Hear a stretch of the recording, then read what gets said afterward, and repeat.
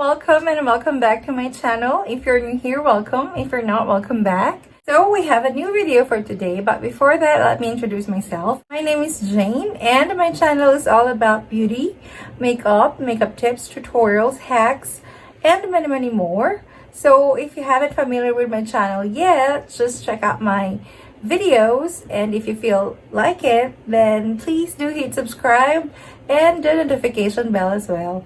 So as I've said, we have a new video for today, and it's all about eyeshadow tutorial and an eyeshadow palette review by TATI Eyeshadow Volume 1.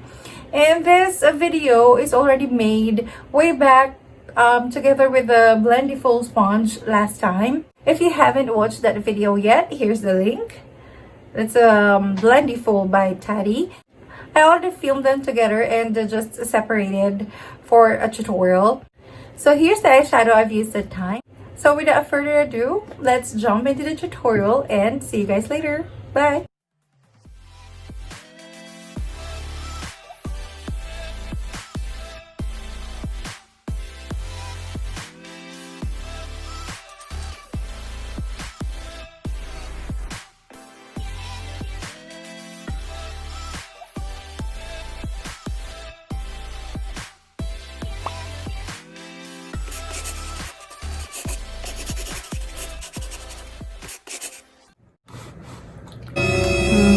At those bags.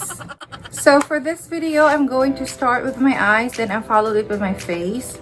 And as I've said, this would be our first time to try this new palette from TATI Beauty Volume 1. And it looks like this. Na parang may mga kapareho na rin ako sa some other eyeshadow palettes ko, lalo na yung Morphe 3502, I guess. But hindi natin alam kung same sila ng texture or ng pigments, kaya let's find out. So first, I use this soap brows for my brows. This is literally soap, para pang bushy effect, which is yun yung uso lately. After niyang matuyo, hindi ako sanay dito, pero let's try. Paano ba gawin to? Parang ganyan. Something like that. O, diba? Pagtatuin niyo na lang ako kaya ng kilay. Huwag yung ganito. Parang namang ang hirap.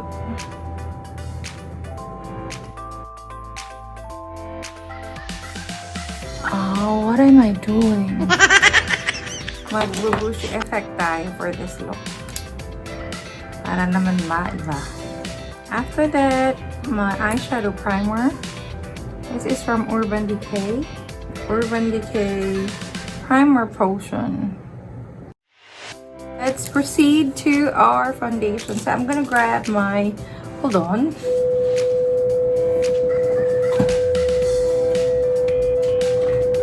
Grab a large blending brush.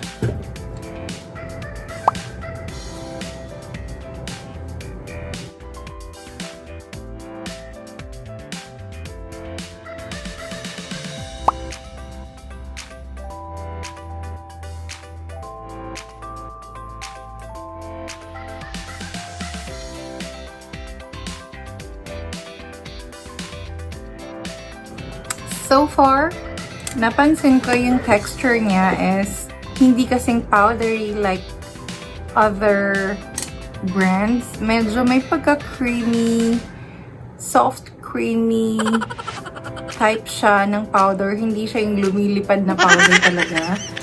And kumakapit talaga siya sa brush. Look at yung pigmentation, oh. Grabe, ay, ang ganda naman. OMG. OMG. Gusto ko to. Gusto ko yung pagka-glittery niya na sobrang pino. Pero, hindi makalat, hindi siya lumilipad-lipad, and hindi siya glitter na malalaking glitter as seen on other palettes. What can I say? Ganito yung type niya.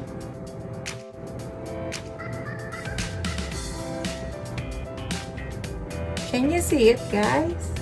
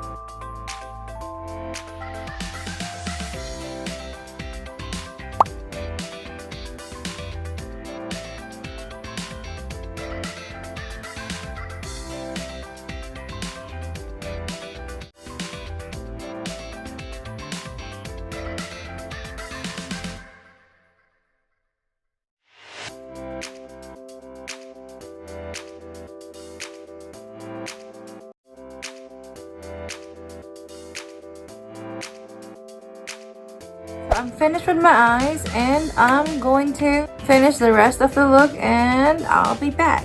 So I'm done, guys, and nag-transform na ako.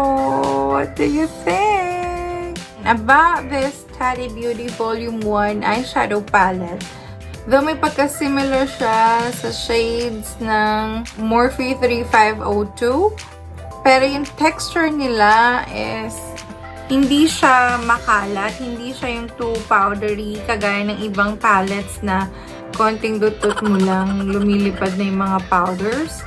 Siya hindi, may pagka-creamy type yung type ng powder niya. Not totally creamy, pero how can you... And about dun sa mga shimmer niya, itong third collection niya ng shimmer na to, gustong-gusto ko yung pagka-shimmery niya kasi ang pino ng glitters niya. Ito yung mga malalaking glitters na usually nakikita natin sa mga ibang palettes, diba?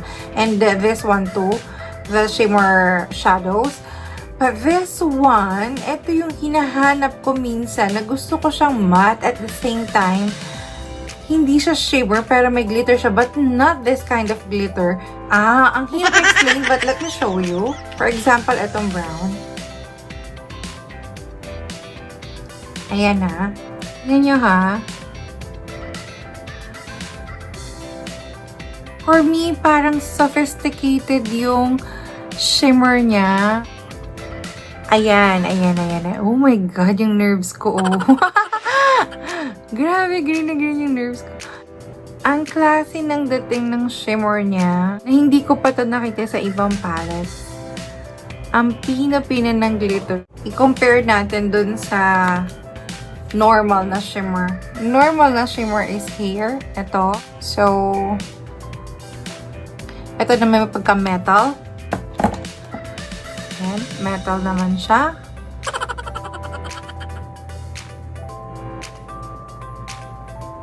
Yung glittery part. Yung glitter naman na ganito, nakikita ko to sa Huda palette naman. This one. Kita niyo ba, guys?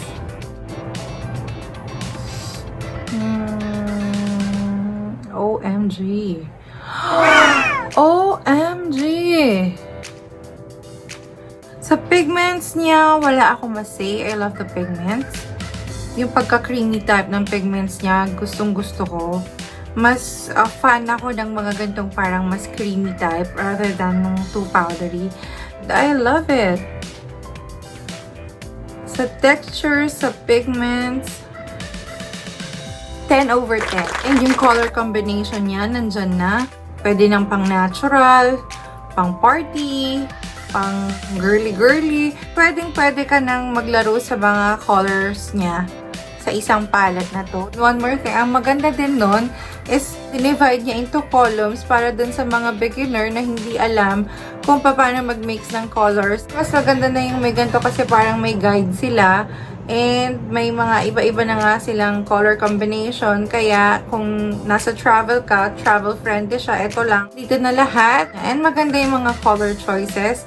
Sa pigment, sa texture, wala rin ako masabi. Hindi powdery yung mga mattes niya. Sa shimmer niya, and metals niya, and glitters niya, nagsistand out other than the other palettes that I have. And may mirror na siyang kasama sa packaging all over. Lahat-lahat. I love it. It's a yes for me. Gusto ko siya. Ito yung look na ginawa ko for Tati's eyeshadow palette. So, once again, I hope you enjoyed this video, guys. Just please like, share, and subscribe if you still haven't yet. And see you on my next video. Bye!